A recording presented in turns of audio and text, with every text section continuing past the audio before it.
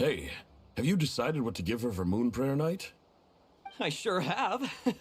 She's gonna get the surprise of her life when she's least expecting it. Then I'll whip out the ring and pop the question. The surprise of her life. What a fun turn of phrase. Cool, I get the picture. You can spare me the gushy details. Ooh, looks like we have a customer. Hello there, ma'am.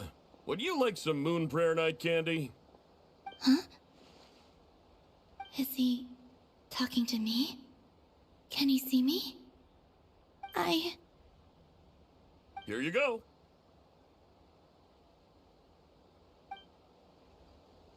Oh.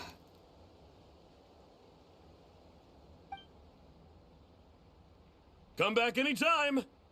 Right. Now, where were we? I don't know why, but I still held out hope.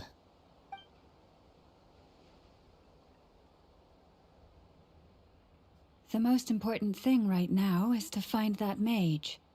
This name thing seems super important too, but where do we even start looking? I'd better go pay the Fatui a visit.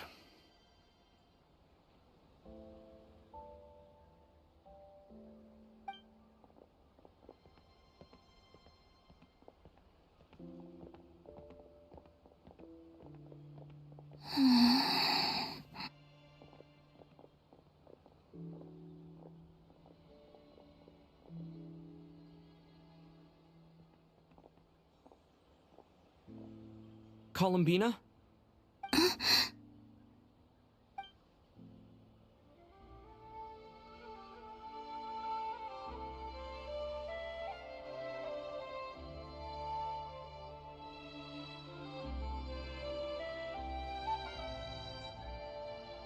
Traveler?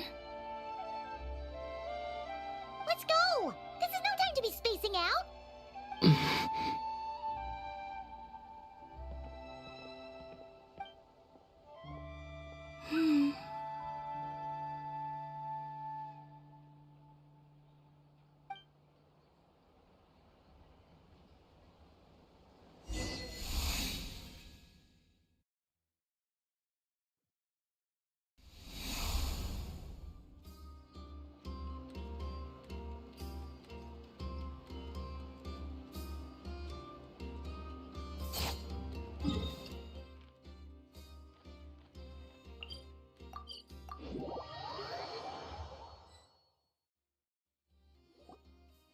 Where are they going?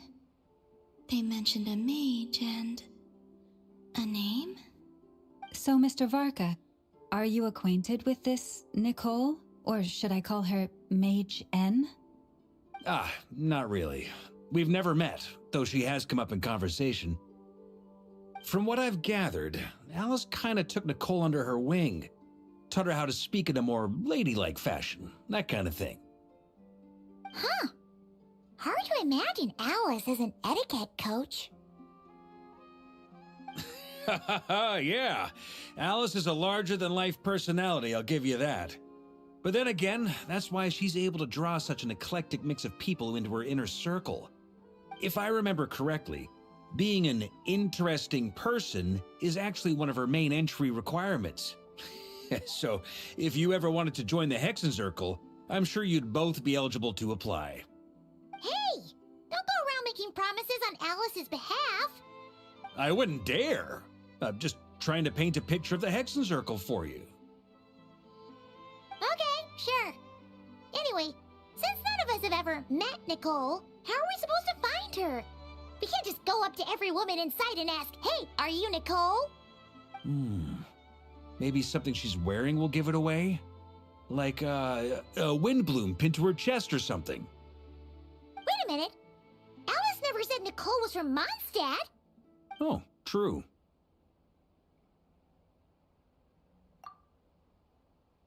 That would be this young lady, then?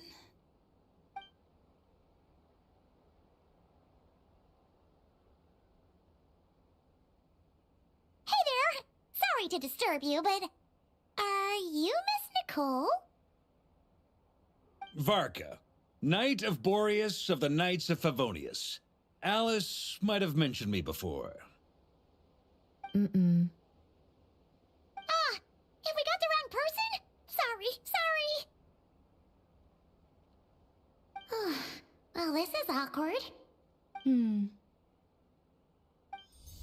When I shook my head, I meant, no, Alice hasn't mentioned you before.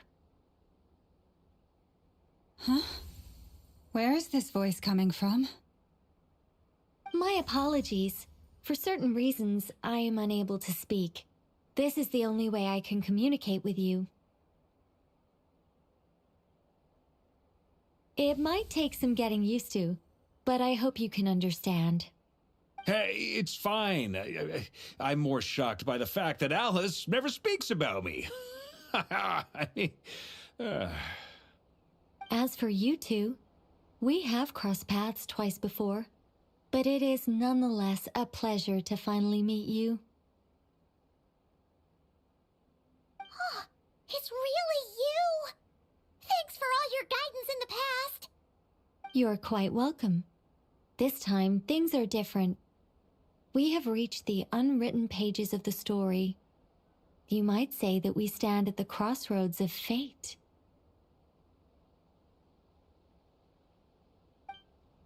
Now then, allow me to formally introduce myself. My name is...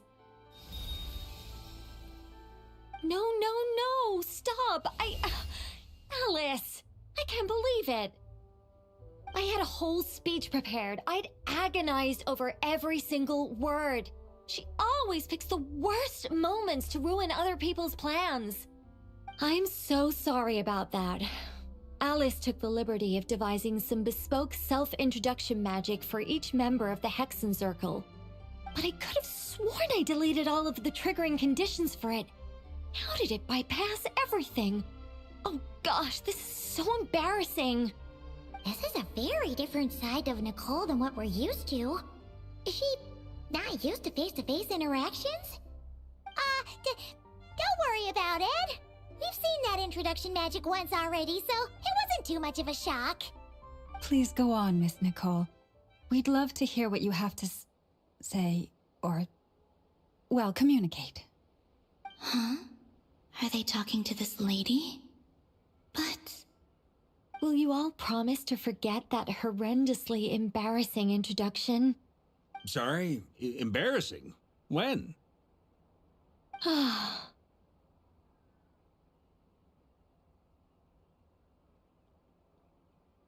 Yes, my name is Nicole, and I am one of a very few angels who have retained both their preferred form and their power. The Traveler and Paimon should be no strangers to this concept. There is another of our kind in Natlan. They call her the Lord of the Night. All right! Paimon remembers her! Yes. Well, I have retained more of my power than she. It's because I don't have a long-term duty to fulfill. To be more specific, no.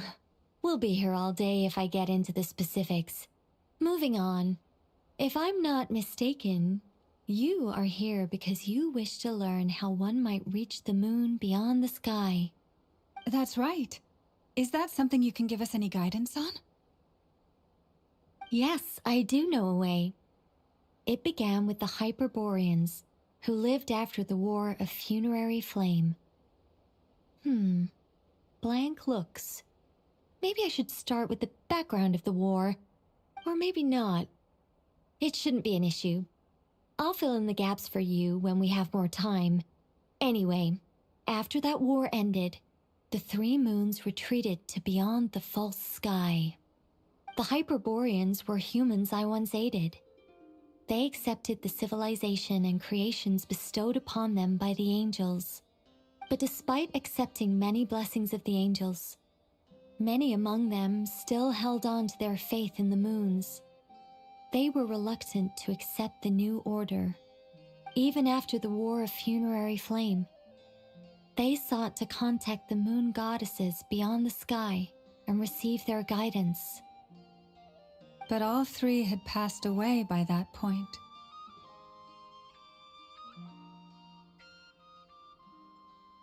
This mage has a unique method of communicating. Is she talking about the moons? Yes, but they did not know. And so, still they prayed for the moon goddess's mercy. After building titanic structures that consumed vast amounts of Kuvaki, at last they glimpsed the moons and heard their voices. But of course, they were gravely disappointed, for it was then that they realized the three moon goddesses were dead. Oh, that's such a sad story. It is. Humanity was in a very sorry state at that time. The angels who had once aided them were gone, and the war of funerary flames had left them homeless and destitute. Just a second, I gotta ask. How relevant is all this history to the task at hand? Well, I mean, it's...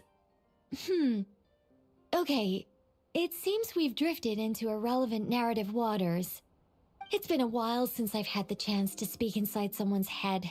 As soon as I got started, I lost control and the words just flowed out like a waterfall. What I'm trying to say is... Right, yes, that's it.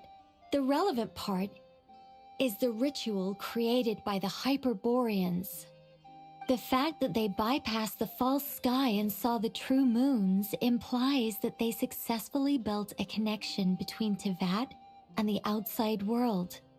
Which means, with enough Kuvaki and a sufficiently stable connection, it should be feasible to send one person over the border. Okay, so they built some kind of portal? Oh, yes. A portal. Yes. Is something wrong? You sound disappointed.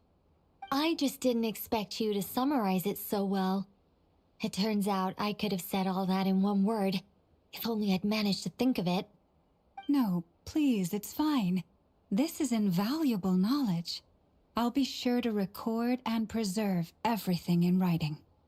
Oh, really? Well, in that case, I suppose I could backtrack and add some more detail. I did gloss over a few things so far. Whoa, time out. Let's summarize what we've got first. The Hyperboreans were the last ones to use this method, right? So we somehow need to find whatever structure they built and make sure there's enough Kuvaki to power it up. Luckily, we have the moon marrow of both the eternal and iridescent moons, so we're all good for Kuvaki. Which means the key issue we need to focus on is finding the place. Am I right so far? Yes. Although I expect the structure is long gone by now. That said, what if we could take advantage of the phantoms to travel back to a time when it still existed? Well, travel back isn't quite accurate. It's more like we'd be creating a handshake between 2 points in space-time. We wouldn't even have to pick a time when it still existed. It could just be a time when it still appeared in phantom form via projection, or we could project our own phantoms, fold them together, and... You look lost.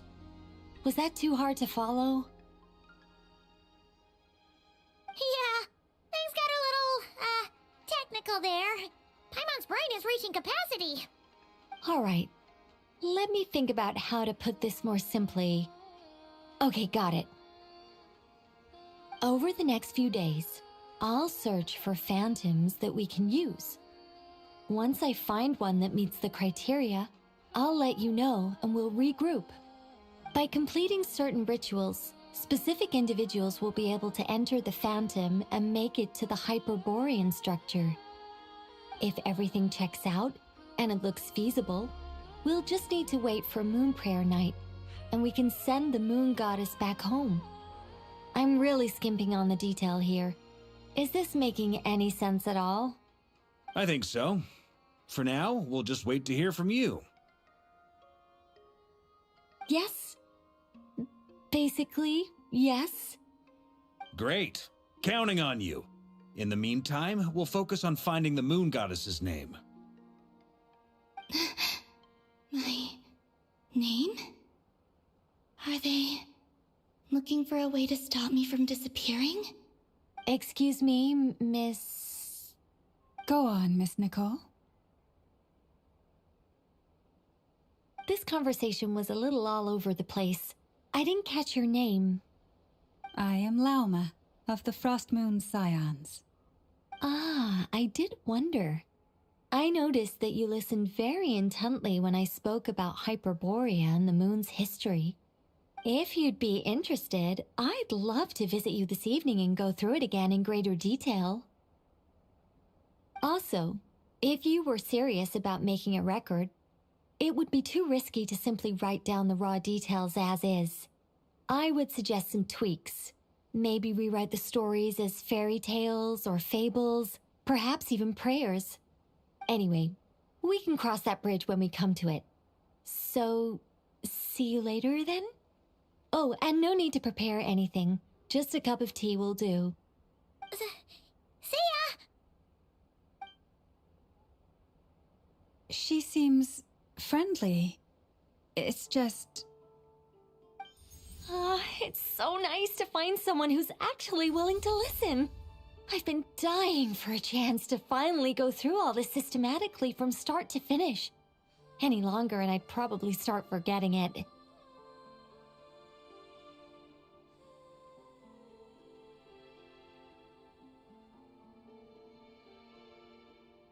Now Paimon gets why Alice told us to mind our heads. Ha ha ha ha! What did I tell you? A lot of quirky people in Alice's orbit. Now then, the next order of business is, where do we start looking for the moon goddess's name? Maybe the rest of what Nicole has to say might give us some clues. Once I've heard her out, I'll summarize the salient points and share them with you all. I'm also inclined to review our other documents. Yes, our faith was first established by our Hyperborean ancestors, but many of the more factually accurate records are from after Kuthar's birth. Sounds like we're gonna follow Columbina's journey through Devat, huh? In that case, we'll start by heading to the Frostmoon Enclave. Sounds like a plan. Take this with you. I'll see about getting in touch with the Fatui. It'll probably just be Arlecchino and Sandroni again. They're the only ones who would want to help. Thank you, Mr. Varka. Ha ha ha ha ha! Don't mention it. Honestly, I'm more comfortable dealing with the Fatui than prying into the details of a young lady's childhood. Catch you later. I should follow them, just in case there's some way that I can help.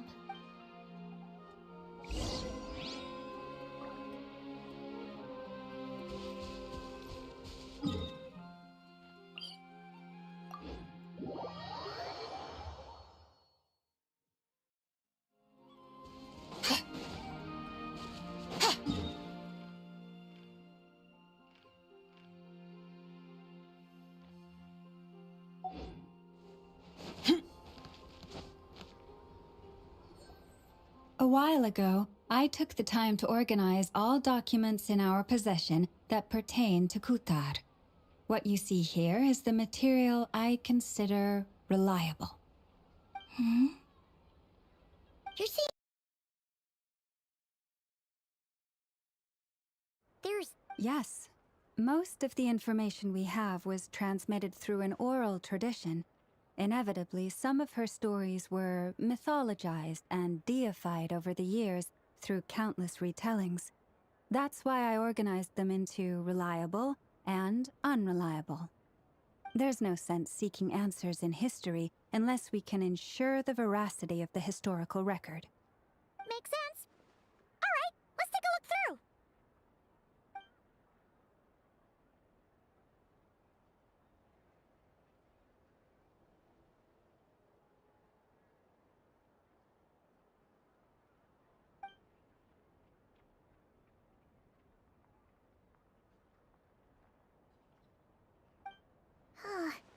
Almost all these records refer to Kutar instead of Columbina.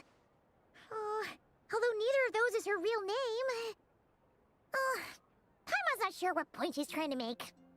What we can gather from these records is that the Frost Moon Scions worshipped her as a god, placing impossible expectations upon her. I cannot fault them for their earnest faith, but for all their devotion, worshipping her day in, day out changed nothing. I imagine that none of it resonated with Columbina. It wouldn't surprise me if, even back then, she had already begun to reject the name Kutar and everything it represented. Lama speaks the truth. When I heard them call upon Kutar with hope and expectation in their voices, they may as well have been calling upon somebody else.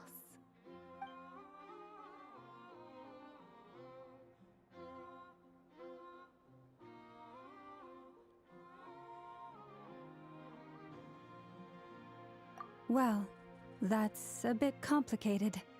I looked at the level of detail, perceived authenticity, prose style, and how realistic their portrayal of Kutar seemed to be. Amongst the Frost Moon Scions of today, only I know of her existence, and I alone have spoken to her face to face. As such, I know that there are certain things she simply would never do. That being said, I have sensed some changes in her lately. Changes? Me? Oh, seems like this is getting us nowhere. Oh, for what it's worth, why don't we check the unreliable sources too? Sure. Give me a moment.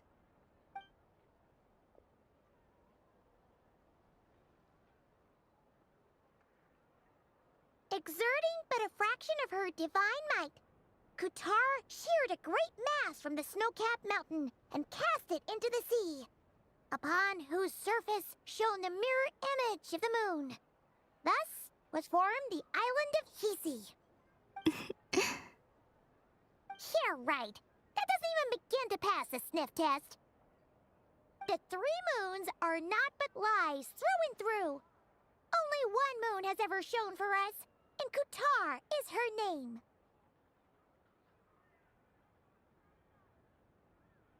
The vast majority of ancient texts are filled with fanciful tales like these. I trust you understand my criteria a little better now. Kutar did not speak, merely gazing into the distance in silence. And where her gaze landed, this was her prophecy. Clearly, whoever wrote this text never even met Kutar. Otherwise, they'd know that her eyes are always closed. What about you, Traveler? What are you reading?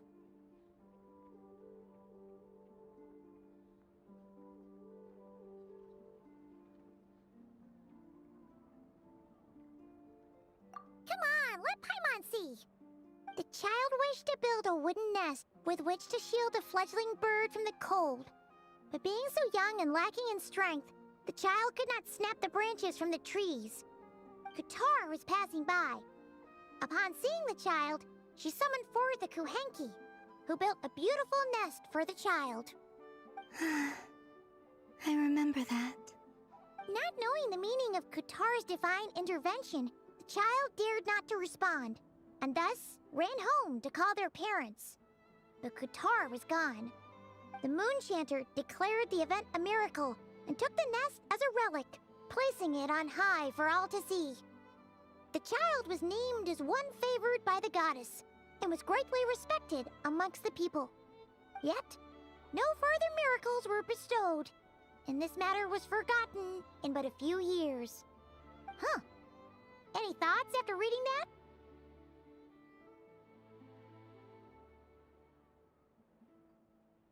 Yeah.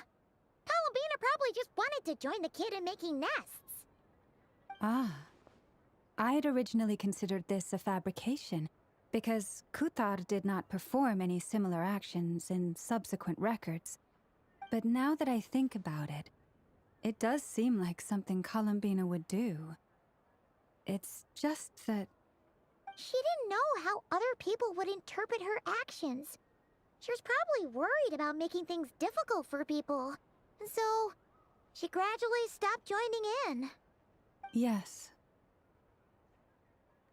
Oh, that's so sad.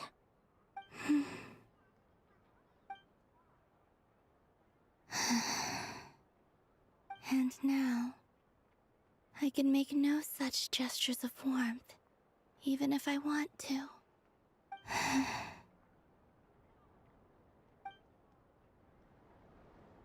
Still no name. That's a bit of a shame. But we did learn some interesting stories. That's gotta count for something.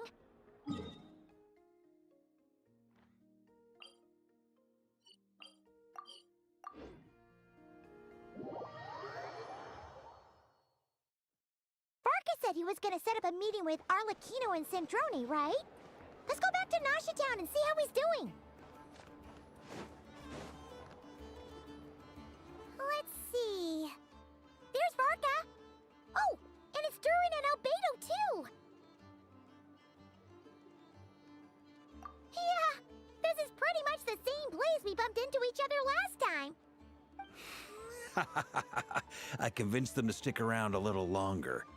We were all waiting on people, so I figured having a little company would help pass the time. Ah, so you've been waiting for us? Does this mean that you've already arranged things with the Fatui? Sure does. Now you're back, we can go meet up with them together. How'd your investigation of the Frost Moon Enclave go? Well, we didn't find out Columbina's true name. But apart from that, it went pretty well.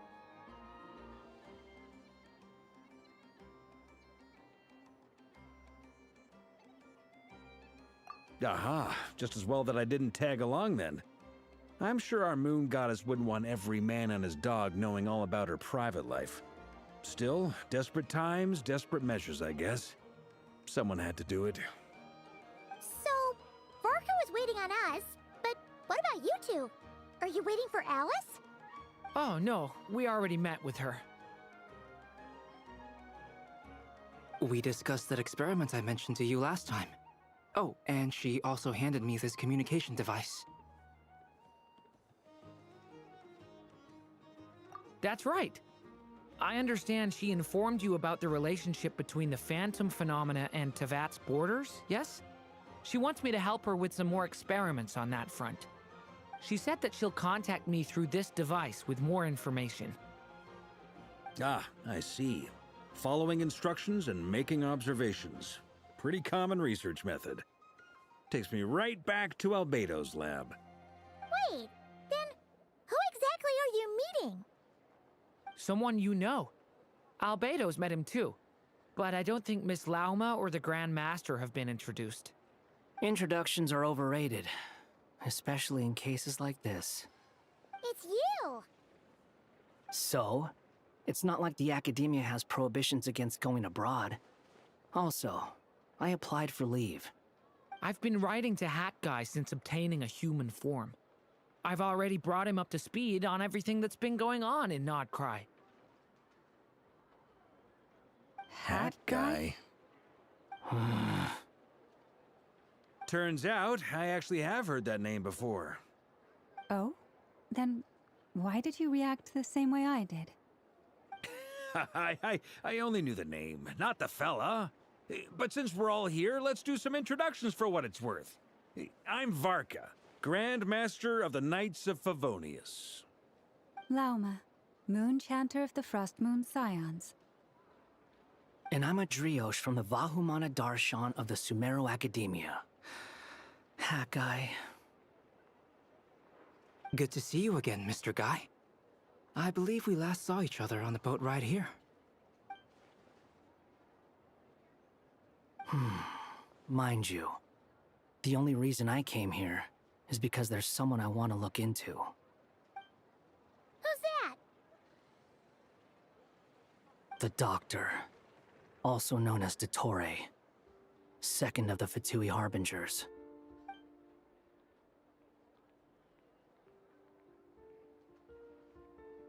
From the tone of your voice, it sounds like there's bad blood between you. I was reviewing our archives and noticed that a lot of information about him was missing. Left a bad taste in my mouth. That's all there is to it. Dottore, or Zondique, as he was then known, once studied at the Academia, but he got kicked out before he could graduate.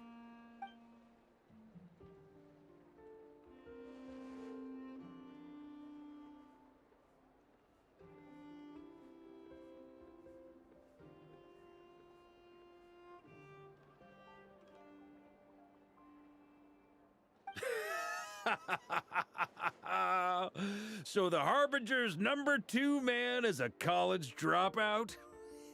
How embarrassing for them. Last we heard, he was planning something. We actually heard that a few times before, even coming to Nocturne, but we haven't seen a trace of him since we got here. He only appears when something interests him. For all we know, he might have left already. But the fact he did something here at all is worth noting. It'll fill a couple extra lines in his file. Why does it sound less like a file you're writing and more like a criminal record? Anyway, we were just about to meet 2 of the other Harbingers. Want to come along? You might learn a thing or two about him there. Sure. Even though they're Harbingers, well, they're old acquaintances of ours, so, you know, when you talk to them, try to be... I got it. The Frost Moon Scion's relations with the Fatui remain tense. Forgive me if I do not attend. In that case, we'll continue assisting Miss Alice with her experiments. Good stuff. Everyone's having a fruitful time. All right, we better get going. I'll lead the way.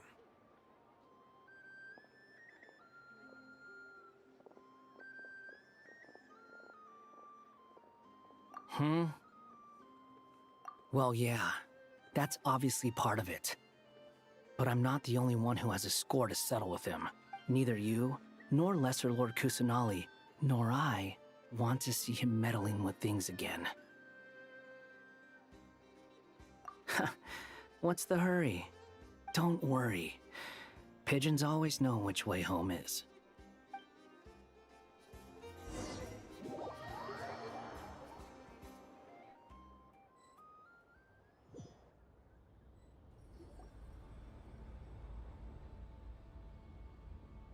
You made it. Who is this? A scholar from Sumeru. They call him Hat Guy. He's an old friend of the Travelers. Wait, this is the academia representative you wrote about? He doesn't exactly look the part. I believe this will prove my identity. You'll notice it bears the seal of the Sanctuary of Surasthana. Well, what do you know? So it does. All right then. My mistake. It's fine. I expected as much. What? So as I mentioned in my letter, the Academia's got its eyes on Dottore. But this matter remains top secret. Apart from those assisting in the investigation, the fewer people who know, the better. If anyone asks, I'm here in Nocturne to pursue my personal academic interests. Gotta say, Varka, you did pretty well to keep all this under wraps for so long. Sounds like you got in touch with the Academia about this way back. You flatter me.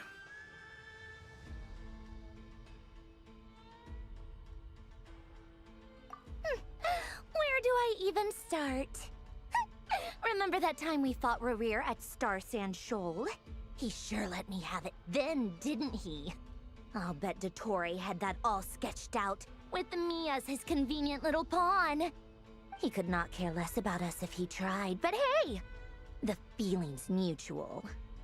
Does Dottore really strike you as the sort who values his relationships with his colleagues? Fair point. Definitely not. Which is why I always keep my guard up whenever he starts making suspicious moves. To that extent, our motivations align. On top of which, I consider you trustworthy people. Now, back on topic. In the wake of the Reikir of Solnari episode, Sandrone and I grew suspicious about Dottore's complete inaction during the entire affair. So we tried to find out what he'd been up to, but unfortunately to no avail. He never lets anyone in on his plans. The more he cares about something, the more secretive he gets. Indeed. Perhaps he believes that by keeping a low profile, he can avoid trouble. But that trick isn't going to work on his colleagues. Yeah, I mean, he's been researching the ancient moon's remnants. And he's been trying to get his paws on the moon marrows. Only an idiot would believe he doesn't have something more planned. With this in mind, I returned to Snezhnaya and relayed my thoughts to Her Majesty the Tsaritsa, entreating her to have him recalled. That's pretty direct. Did the Tsaritsa agree? Yes. I made it abundantly clear that the Fatui's business in Nodcry is almost concluded, and we do not need 3 harbingers in this territory. Her Majesty concurred. Accordingly, Dottore has returned at her orders. I imagine he is continuing with experiments, which no one besides he would ever have any interest in. Common sense might mean nothing to him, but he's not stupid. He knows that no good can come from opposing the Tsaritsa. Smarts alone won't get him all the way. He needs the Rooster's resources and Regrator's Mora, both of which the Tsaritsa can strip from him by waggling a finger. But doesn't he have a track record of publicly following orders while going against them in private? He probably has it down to a fine art by now. Wouldn't put it past him. We worked together on a research project once. Only briefly, but it was enough to show me that we're fundamentally different people. He has no interest in doing things methodically, stage by stage. His thoughts jump all over the place, and the moment his curiosity is satisfied, or he gets the results he wants, he disappears. The only similarity we share is that, once we set our minds on doing something, we will see it done. Whatever it takes. Oh, we definitely saw some of that in your battle with Rerir. You got so competitive. Ugh, do not remind me. Then I believe we all concur. Dottore will not simply give up. Fantastic. Now this is turning into a whole day of unpleasant memories. Ugh. Are you talking about the moon marrow stuff? He also strikes me as the kind of person to disregard experimental regulations, ruin all the equipment, and go way over budget. Then leave the first person he can find to deal with the fallout. Exactly. This one time, he was running some high-temperature experiment and the substance exploded. But does he care? No. He orders his subordinates to open the device so he can observe the results, which causes the gas inside to leak out. That gas was poisonous! If I hadn't been there, who knows how many people might have died? And after all that, he left, while I was still cleaning up after his mess. What a waste of time, he said. Waste of time? The nerve! He wasted my time! You've been bottling that up for a while, huh? Hat guy, I must say, you seem awfully familiar with internal Fatui affairs. Especially when it comes to Dottore. Thank you, Lady Harbingers, for providing such valuable information. I have no other questions for now, so I'll be on my way. Wait, what? You're just gonna leave? You're welcome to join if you want.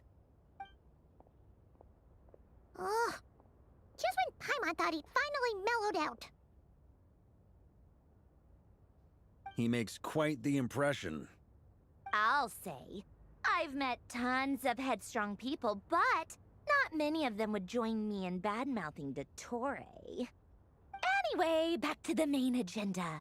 Barca, you said that Columbina has gone missing? Or rather, disappeared. Yeah. We're working on building a connection between her and this world. The simplest method is to find out her real name. I've actually asked her that question before, but she said she didn't know. Considering our relationship, I doubt she was lying to me. As far as I recall, she was never dispatched by Her Majesty to claim a gnosis or anything like that. The Tsaritsa's plans had long contained a place specifically for her. I always thought that was weird. What could she do that the rest of us couldn't? Knowing what we do now, it's probably something related to Kavaki, right? More than likely. When she first arrived, Columbina would often go to Her Majesty and ask when she could start the task assigned to her. But Her Majesty always gave the same reply. The time has not yet come. So she spent her days in Snezhnaya doing basically nothing. The Tsaritsa has summoned a beautiful blind maiden to be a harbinger, giving her the third seat by virtue only of her enchanting voice. It was a dumb and stupid rumor, but the reality of the situation made it hard to refute. And what happened after that? I imagine she stopped caring. She no longer seemed to care why she had been recruited, and Her Majesty never gave her any missions, so she just continued to sing in the flower garden. For my part, I was busy. So busy, in fact, that watching someone be that idol had me fuming. But still, I got the sense that she had long been used to a life of other people claiming she was needed when she wasn't. I just felt that having a place to stay would cost me something eventually. And so I waited quietly for the day that I would have to pay the price. And on the other end of that spectrum, you had me. Someone once told me that I had the lousiest work and the toughest luck. That's a good way of putting it. I forget who said it, but those words have always stuck with me.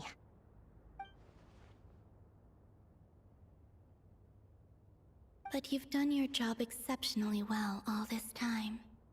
Because at heart, you are a conscientious person. What is it? Something come to mind?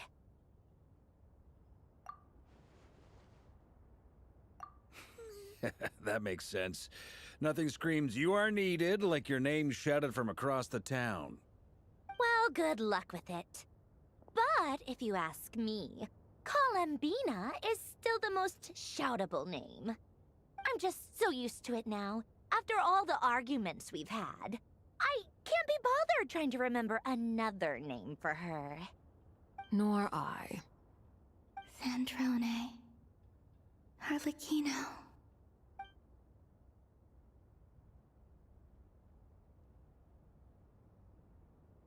Huh! It's a Sealy! Does that mean Nicole has news for us? Ladies, I thank you for your hospitality. If the chance ever comes up, I definitely owe you both a drink sometime. I'm sure it will. You can make your own way out. Heck, you've been here enough times, you probably know your way around better than I do. Okay, time to do what adventurers do best. Follow that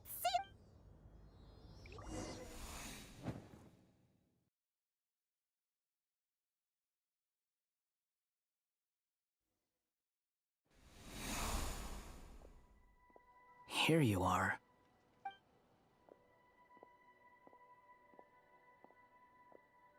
Oh, hat guy. How come you're back so soon? Did things go all right with the Fatui? Fine.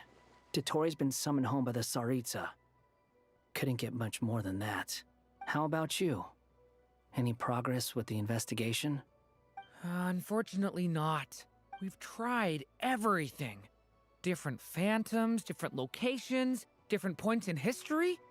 But the results are the same each time. Abyssal monsters roaming the land. People crying out in despair, with no hope of being rescued.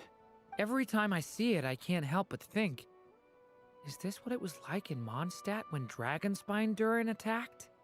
And if I fail in the task I've been given, will I create yet another tragedy? That's just meaningless speculation. When we encountered similar phenomena previously, I tried to interfere with those illusions, using sounds and lights to guide them. However, we could not change their fates. At most, we were able to extend their existences. The events of the past are like fate that has been written into Irminsul. There isn't a living thing in Teyvat that can escape its past. But Miss Alice instructed us to try to find ways to change the outcome that these phantoms face. It's an impossible task. Can't you just refuse? Since she asked us to do this, I feel like it can't truly be impossible. Or if it is, Well, mages can make the impossible possible. I could not have been born as Durin otherwise. But you also said that your past 39 attempts were fruitless. That's true. But you're still going. Yes. After this many futile attempts, surely you realize that you're not doing this because you still believe what some mage told you. It's because you want her hypothesis to come true. It's something you wish for deep inside. So, think for yourself about what you want to do. As long as you don't believe it's futile, it isn't. Yeah.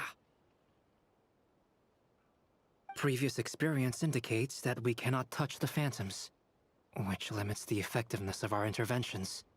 If we want to clear this hurdle, we need to break this rule somehow. Same thought here.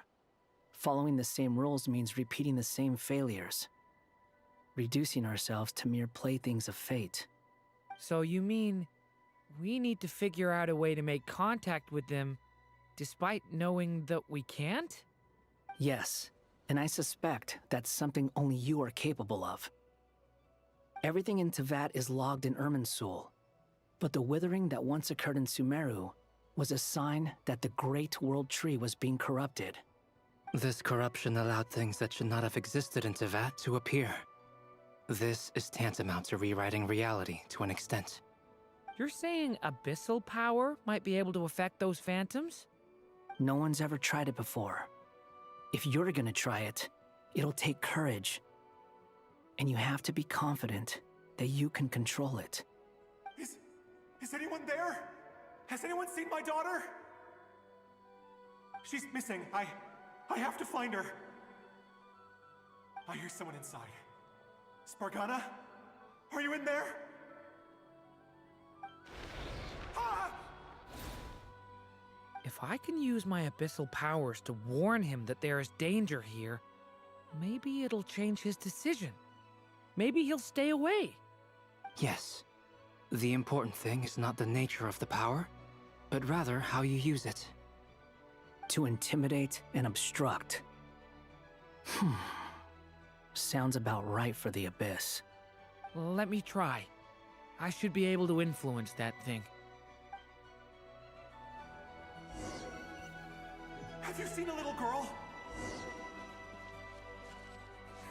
What? This isn't the time for that! Just run!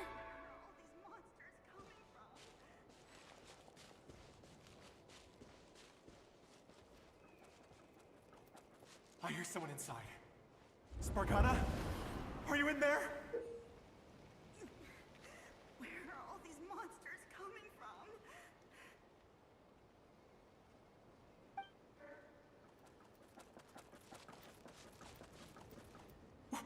What is this? Looks dangerous. I should get out of here.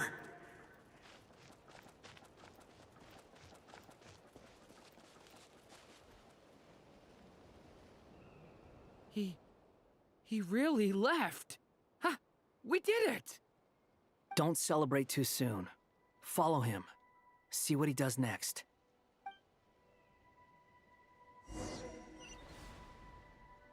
Monsters approaching from the front. You need to stop them and create an opportunity for him to hide.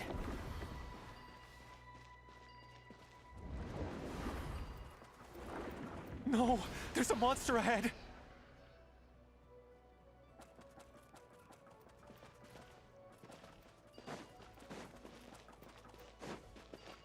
Wait, is that the barrier I saw earlier? Why is it appearing now? It's as if someone's controlling it. The monster's gone. Is it...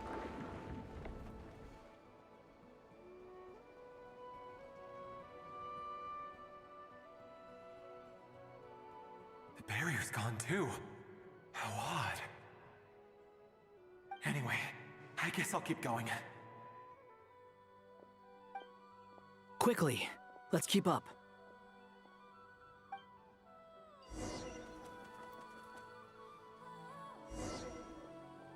Wait, there was someone else here? Don't go any further. We've got anti-monster traps laid out everywhere. But my daughter must just be up ahead. I have to go. This way's blocked.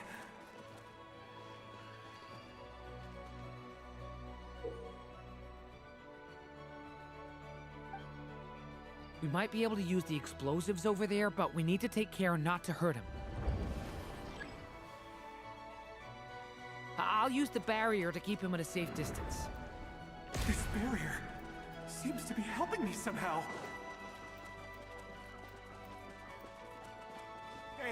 Hey, wake up!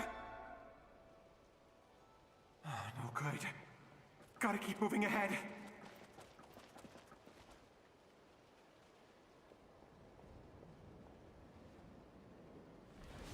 So many monsters! There's still a chance, Durin. Use the traps.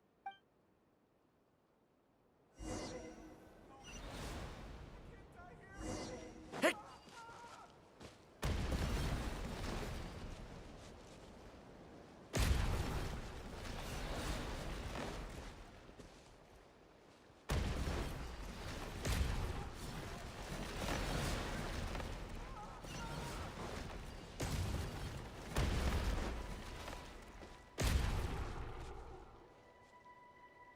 This is a new development. I've never seen this happen before. We might just be able to save this person.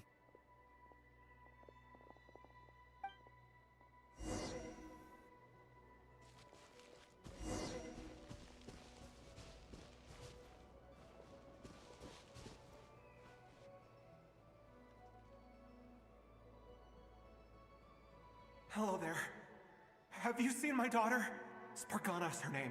She's carrying a large backpack.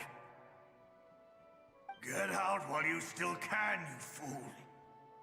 You won't find any survivors here. But I can't just leave her here. She must be so scared right now. Sorry. Wish I could help, but I haven't seen her. You'll just have to keep looking. Okay, thank you. If I do find her, I'll get her to shelter and come back for you. Don't bother. I've got nowhere left to go. What's that noise? Monster! No, if he goes inside, he'll be walking into a trap. Let's try this once more. This time, we have to stop him.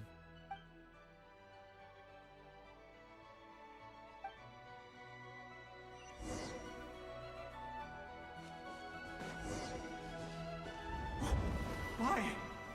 How will I know where Spargana's gone like this? You know what? I'll trust this strange barrier. It's gotten me this far after all.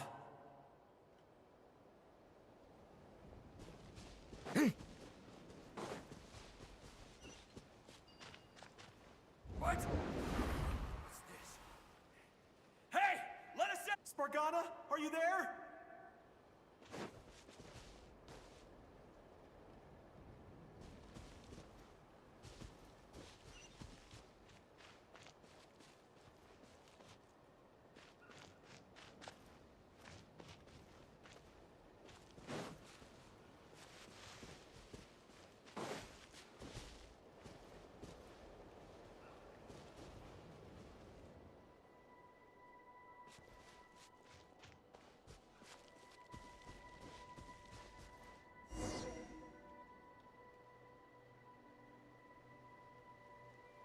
Huh? That looks like one of my daughter's books! Oh, thank you. Thank you! Yes, it's one of hers for sure. That's her name on it right there. She left her backpack here. Durin, just like last time. Use the explosives.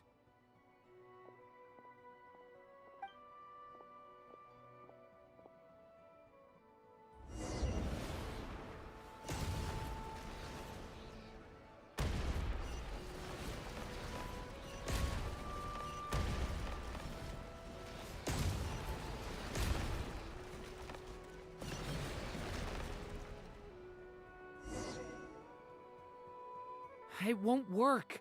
There's not enough left. If he makes it in, he'll die.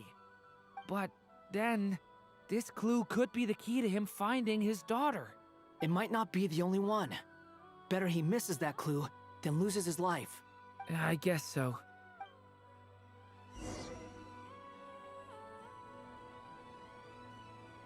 Stop him, Durin. We can't let him get any further in. That's my daughter's book! She's passed this way! Why? Why won't you let me go in? I've searched and searched and searched just for this! But how will I find her without any clues? I no longer have anywhere else to go.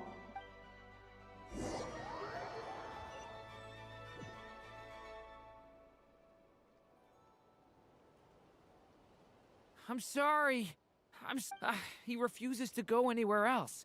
Whether he opens this door or not, all that awaits him now is death. We couldn't change his fate.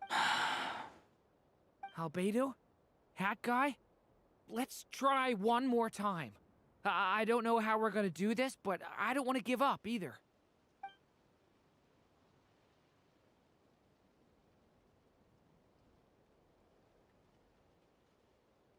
Why am I here?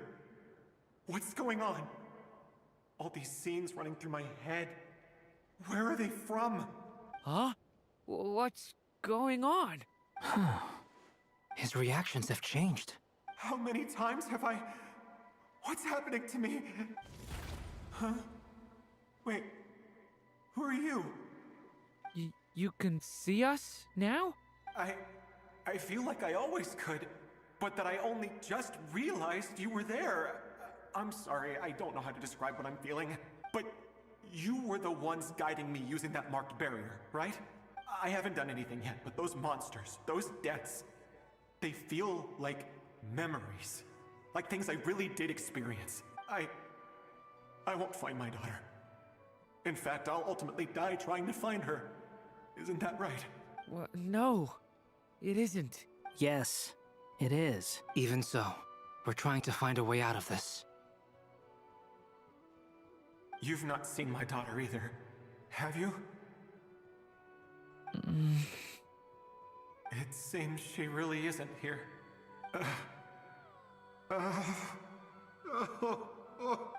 I'm sorry we couldn't help you. I'm just tired. Maybe this is destiny. Maybe it doesn't matter how hard I search. How long do I have left? Experience says 15 to 20 minutes. 15 to 20. Thank you for all your help. Let's rest a while. You look exhausted too. Now's not the time for you to start pitying us. It's not pity. I'm just realizing that I've only got 10 or so minutes left.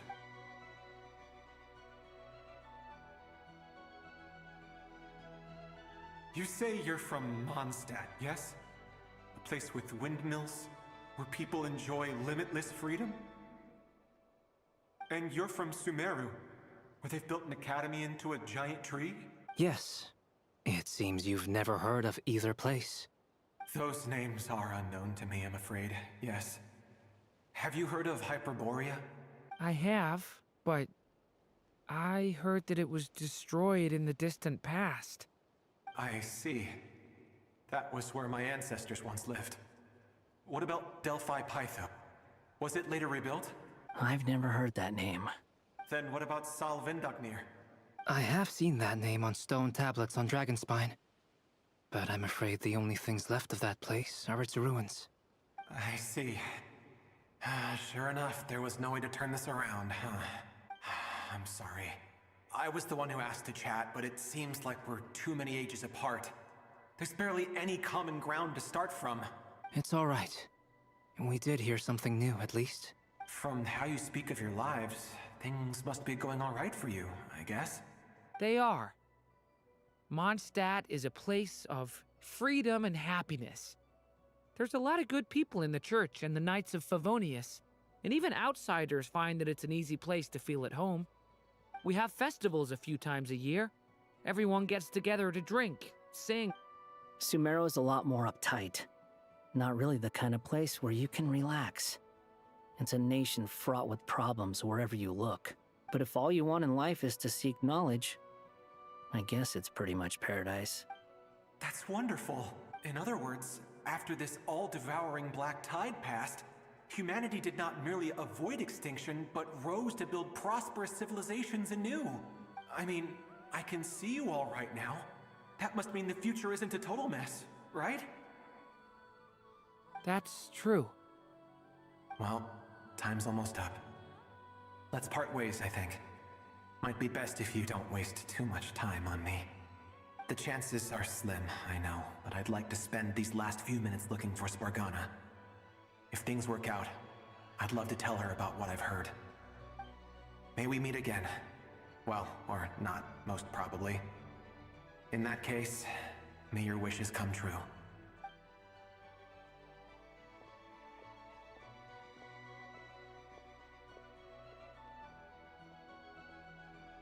He's gone. In a few minutes, he will meet the end that was his to begin with. The ending of this tale did not change, but I believe that we've just made the most progress we have yet. May your wishes come true. If only it were so simple. Hat guy, could I ask you a question? You've never talked about your past. It seems complicated, and it weighs heavily on you, too. Would you be willing to tell me about it? I mean, sometimes it's better to get things out in the open. Take that guy we try to help, for instance. At least he said goodbye with a smile, right? I know about Albedo's past. Our experiences are very similar, and he created me. As for you, you're my first friend, and you've witnessed every step I've taken. But by comparison, I know nothing about you. Either way, I mean, we're still best friends. But if I knew more about you, I might understand your thoughts a bit better. I've told you about myself. I'm a student at the academia. And what did you do before that? Prepared for the entrance exam? All right. If you really don't want to talk about it, I won't press you any further.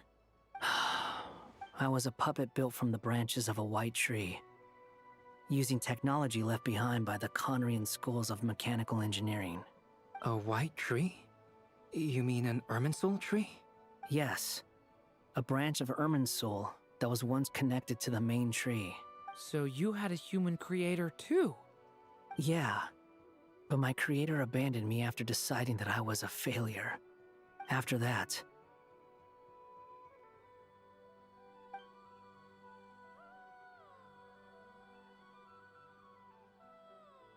Durin. Resisting the influence of the Abyss, suppressing the urge to destroy, trying to do the right thing. None of these things are easy. But no matter how hard they are, trying to rewrite past wrongs is far harder. You asked me if you would create a new tragedy if you failed. I told you there was no point speculating about that. But the real answer is, yes, you absolutely will. That guy. But at least you've got people here to help steer you away from the wrong path. So, just keep aiming towards the light. I will. I promise. All right, break time's over. Hello? Durin speaking. Hello, friends, it's me. What have you been up to, I'm detecting some unmistakable fluctuations here at the border. The amplitude isn't particularly high, but they're completely different signals from the ones before, and the scale is comparable to those I've detected previously. Alice, we were unable to save that person. However, he appears to have retained a portion of the memories gained through that cycle, and was able to hold a conversation with us. I see. Well, that is rather odd indeed. It definitely merits further attention. Could I trouble you to keep trying the same approach? I need to gather some more data. Counting on you. I should probably have Nicole come and check this out as well.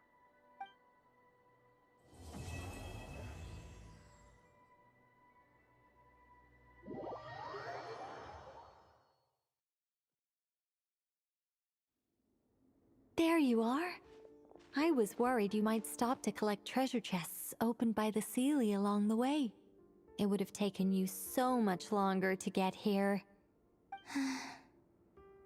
Another conversation I cannot hear. I am delighted to see that you understand what takes priority, and that your adventurer's instinct has not swayed your resolve.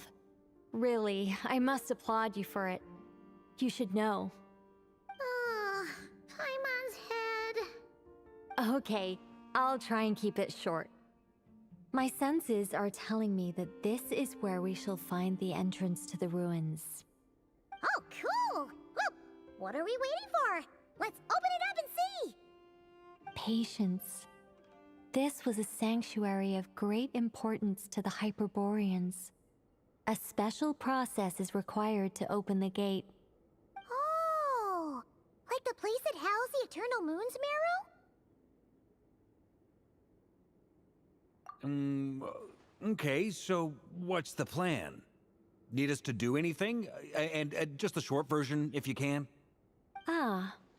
Alright then. I was planning to start with some background on the invention of these techniques. Are you sure you don't want to hear it? It's quite informative. Remember what you were saying about priorities? Fine. Simply put, we need 3 human representatives to successfully undergo a process of Kuvaki resonance. Think of it as a test from the 3 moon goddesses to see if the entrants are qualified, with the most recognizable qualification being Kuvaki. Pretty sure Lauma would ace that test. Oh, wait. But we need 3 people. I also have no doubt that the Moon Chanter would be qualified. But we would need 2 other people with the same constitution. Therefore, the most feasible method is not so much to follow the rules, but to figure out how the test functions and find a workaround. I've done some research, and it turns out the mechanism is rather crude. We'll simply need humans to stand before it who have sufficient Kuvaki energy within them. I'm with you so far. How do we get the Kuvaki in them? The easiest way would be transfusion. Take some Kuvaki from Nodkrai's soil, put it into the bloodstream, and get it circulating in the body. So we're going to cheat on the test? Precisely. There are other methods, but this is the simplest one. Cheating the system is much easier than trying to hide from it. Huh? Ah! Sorry? Does the idea of cheating upset you, Miss Lauma?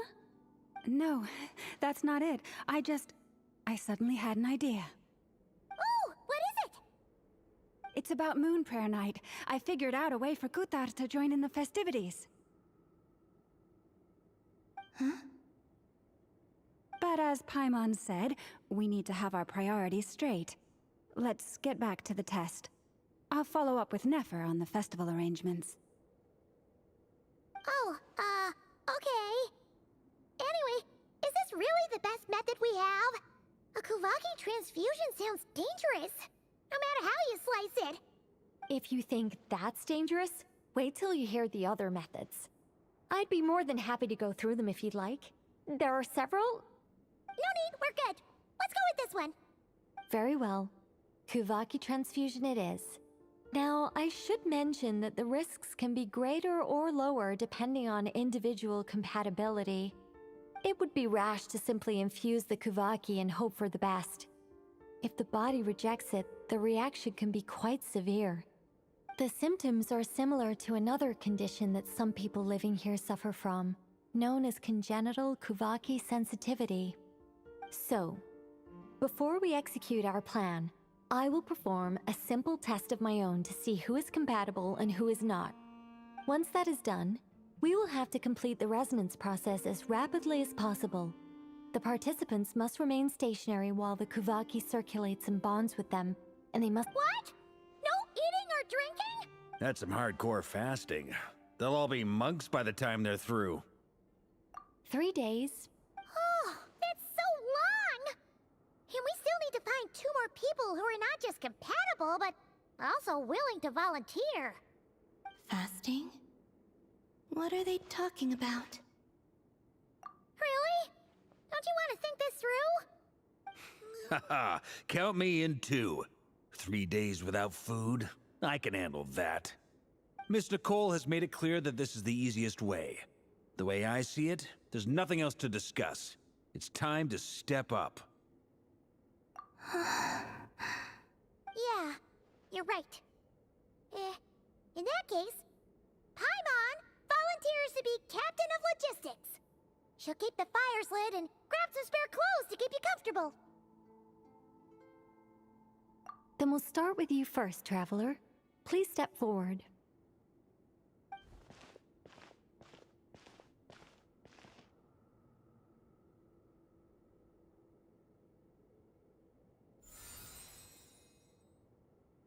How's it going?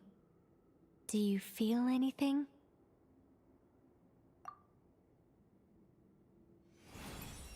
How about now?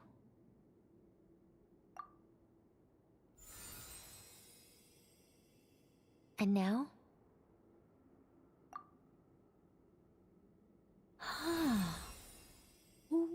What about now?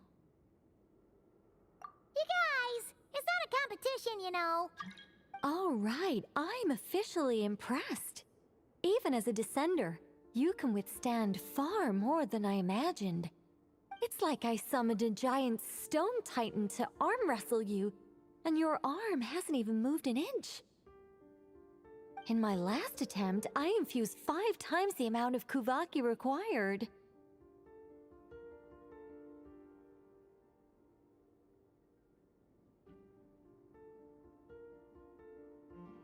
Yes, safe to say, compatibility won't be an issue for you. You're eligible to join.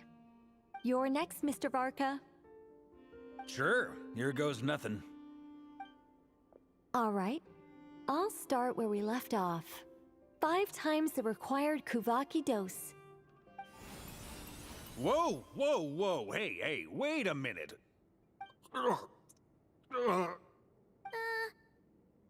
it going? Ooh, no, not great. I kind of want to puke. Feels like I've been drinking too much. A few bottles of wine, then a big stein of Dark Horse, with some hard liquor from Liyue mixed in. You think this is funny? I just lost to a young lady in an arm wrestling contest. I'm never gonna live that down. My apologies. I'll lower the concentration and try again. Oh. How's it going now? I'm not as dizzy as last time, but I can still feel it pulsing around. In that case, you wouldn't be an ideal choice, Mr. Varka. Let's try someone else. Okay. Let's go ask some of our other friends then.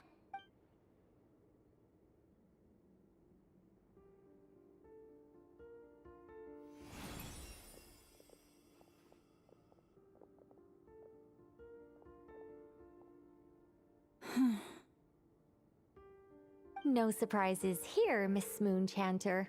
You're perfectly compatible. You may join.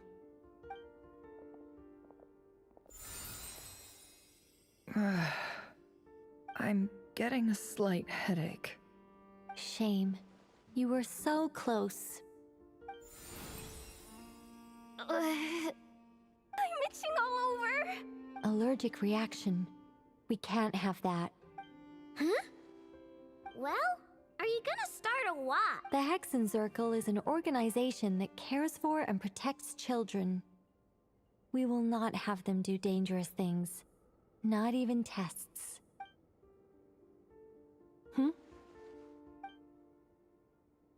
Is something the matter? The candidates have to be human. I guess that rules me out too. Huh. Everyone except the Moonchanter got beaten. Guess I don't need to feel so bad after all.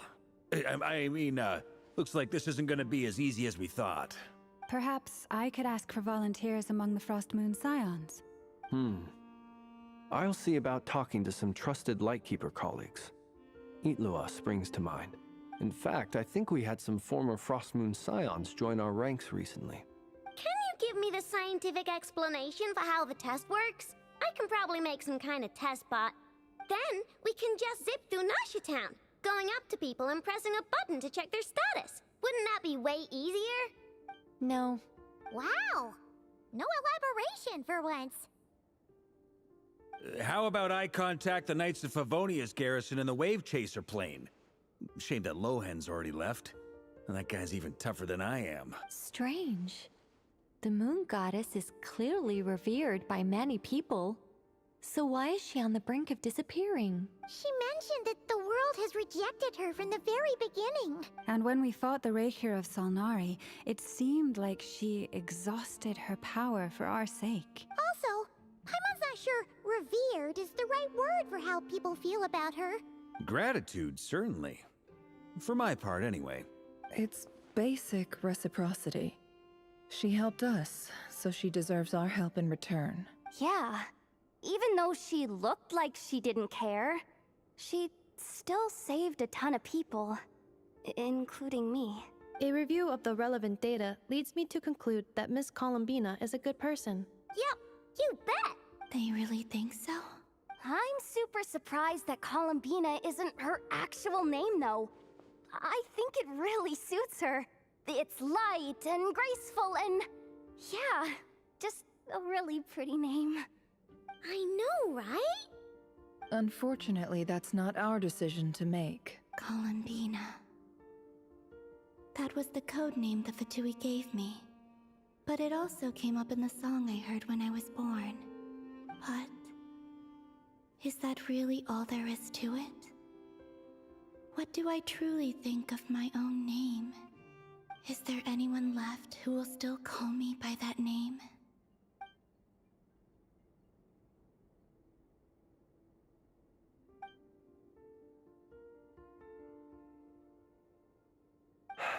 Moonprayer Night is getting closer by the day.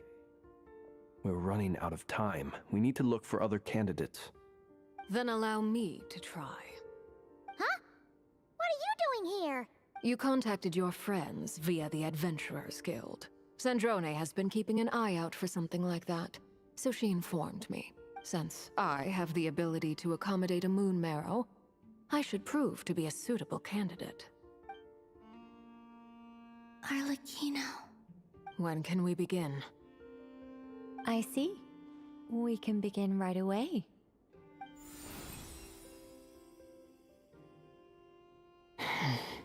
How was it? Did you feel any discomfort? Not at all. Then it seems we shan't need to look for additional candidates after all. Great! Cool. Alright, like Paimon said, the rest of us can take turns making sure the three of them stay warm and comfy. Then, my job is to take care of the caretakers. I will ensure everyone receives food and accommodation. I'm ready as well.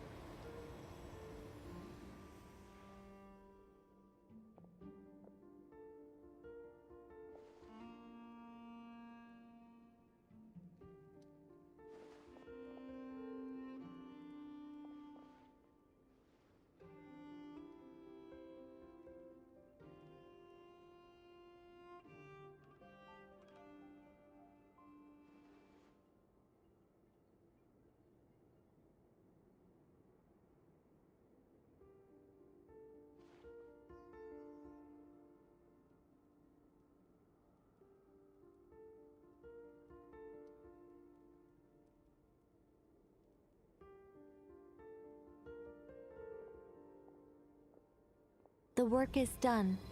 The sacred scroll shut. The stars grow dim, the people silent. The white sun sets, the silver moon rises. O path to the temple, appear now before us.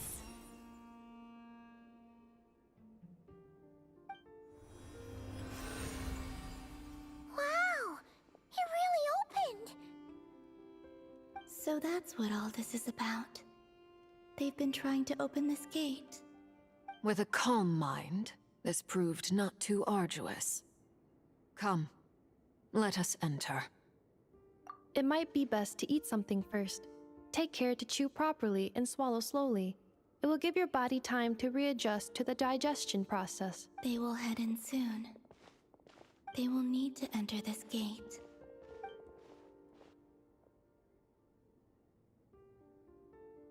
Huh? I cannot pass through. Is it because I have no physical body? It has been 3 days. My strength has all but completely faded. Can I really hold on until Moon Prayer Night?